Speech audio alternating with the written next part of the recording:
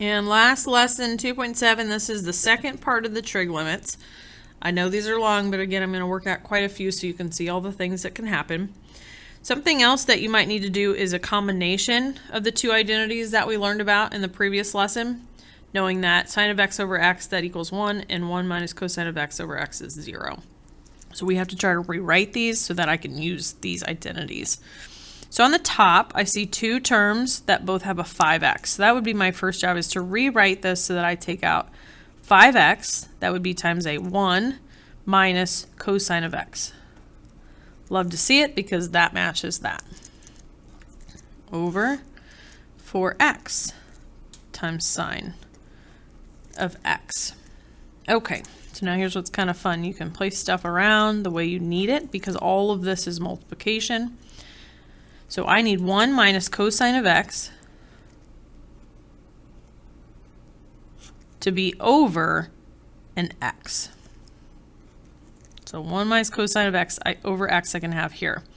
I could also take out my 5/4 and bring it to the front. So that took care of that and that. Then I can use my x over sine of x. So times the limit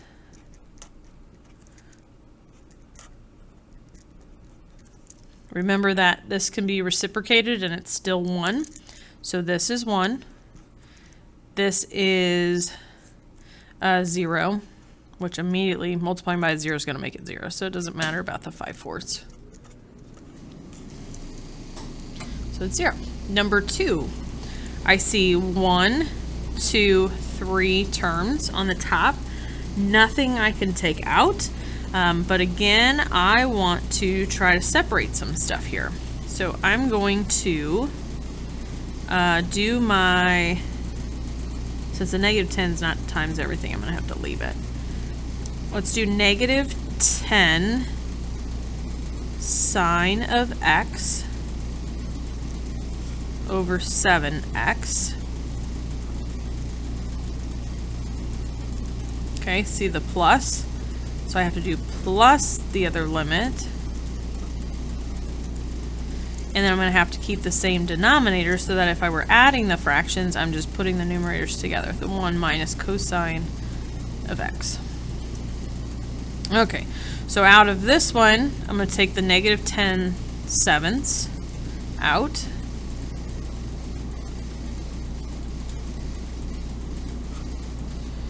And then out of this one, I'm going to take the 7 out of the bottom, so that's 1/7.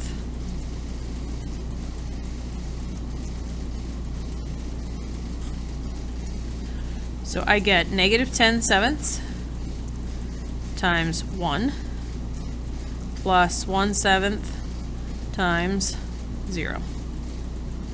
So that would be negative 10 sevenths. Okay, a few more. On number 3, I see a common factor of 10x, so I would take that out.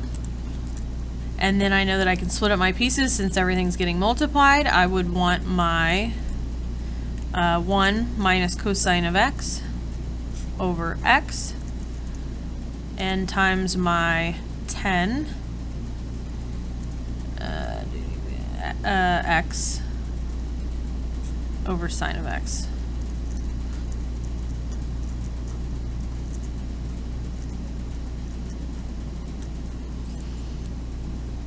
Okay, and then I can take out the 10 here. And then that would be 1 times, this is 0.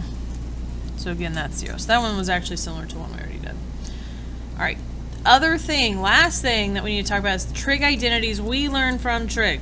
So remember that tangent is actually y over x, or sine over cosine. And then we have this Pythagorean identity. Sine squared plus cosine squared equals 1. That's like a Pythagorean theorem saying a squared plus b squared equals c squared. And all the time in our unit circles, our hypotenuse was always 1. So sine squared plus cosine squared equals 1 squared, which is 1. That's where that came from. So number 4, I immediately see my problem is having tangent. I don't know any identities with tangent, so I need to fix that. So it's negative 8 cosine of x times, I'm going to make that sine of x over cosine of x. What that allows me to do is think about if this were over 1, these cross cancel. So really, I have the limit as x goes to 0 of negative 8 sine of x over 9x.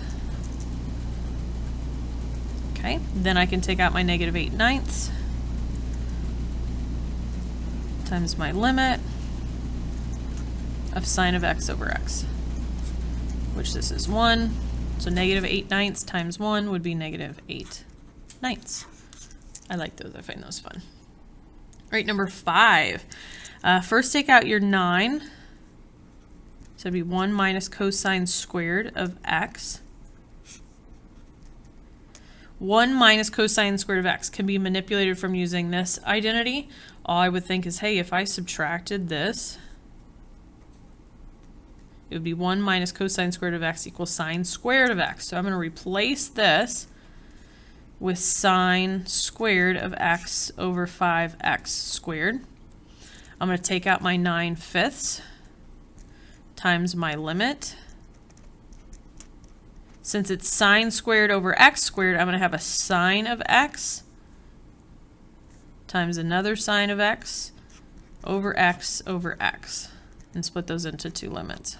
Because again, multiply, multiply. So this is 1, and this is 1, so it's 9/5 times 1 times 1, which is 9/5. All right, last one. Should see that everything has a 7 in common, so I'm going to take that out. That won't be 1 minus cosine squared of x plus x squared.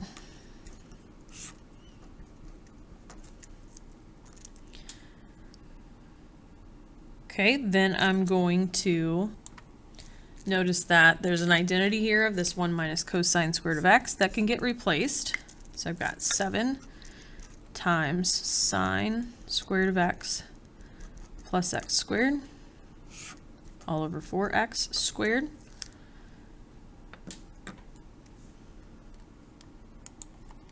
And then I'm going to split this up. Since there's addition here, I'm going to have my 7 times, I'm going to just go ahead and split it up here. 7 times sine of x times sine of x over, split up the x squared as an over x over 4. So again, these are all limits.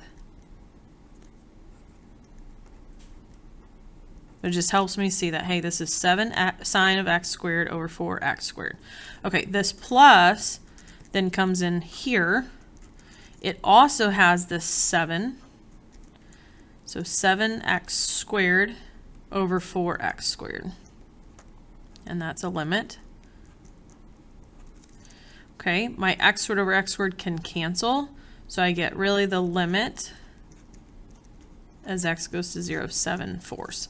And again, that's just a constant number. So any constant number here that has no x, the limit is that number.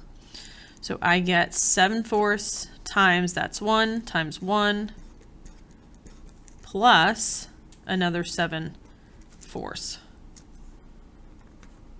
Which if I add that, then I get 14/4. Just keep the denominator. And then simplify that, divide by 2, that would be 7/2 would be my answer. So kind of tricky. You've got to know your properties of how you can split things up using these different identities.